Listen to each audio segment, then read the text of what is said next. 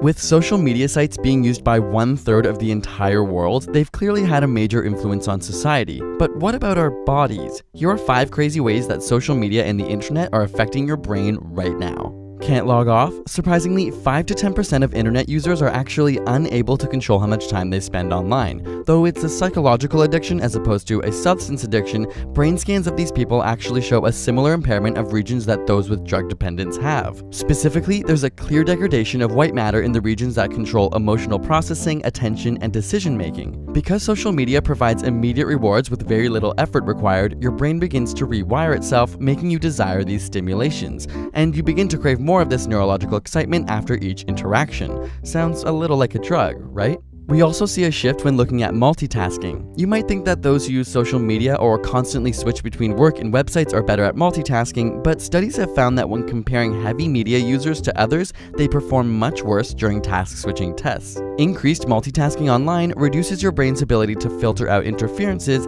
and can even make it harder for your brain to commit information to memory. Like when your phone buzzes in the middle of productive work.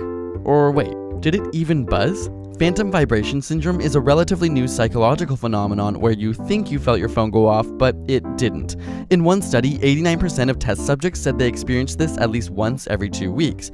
It would seem that our brains now perceive an itch as an actual vibration from our phone. As crazy as it seems, technology has begun to rewire our nervous system, and our brains are being triggered in a way they never have before in history. Social media also triggers a release of dopamine, the feel-good chemical. Using MRI scans, scientists found that the reward centers in people's brains are much more active when they're talking about their own views as opposed to listening to others. Not so surprising, we all love talking about ourselves, right? But it turns out that while 30 to 40% of face-to-face conversations involve communicating our own experiences, around 80% of social media communication is self-involved. The same part of your brain related to orgasms, motivation, and love are stimulated by your social media use, and even more so when you know you have an audience. Our body is physiologically rewarding us for talking about ourselves online. But it's not all so self-involved. In fact, studies on relationships have found that partners tend to like each other more if they meet for the first time online rather than with a face-to-face interaction. Whether it's because people are more anonymous or perhaps more clear about their future goals, there's a statistical increase in successful partnerships that started online. So while the internet has changed our verbal communication with increased physical separation, perhaps the ones that matter the most end up even closer.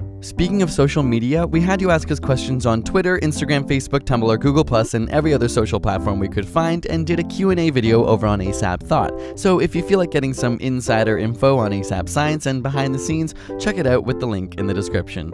Got a burning question you want answered? Ask it in the comments or on Facebook and Twitter. We also finally got a P.O. box for all of you amazing science lovers who have requested to send us mail or other stuff over the years. And we'd love to hear from all of you, so feel free to use the address on the screen or in the description box. And subscribe for more weekly science videos.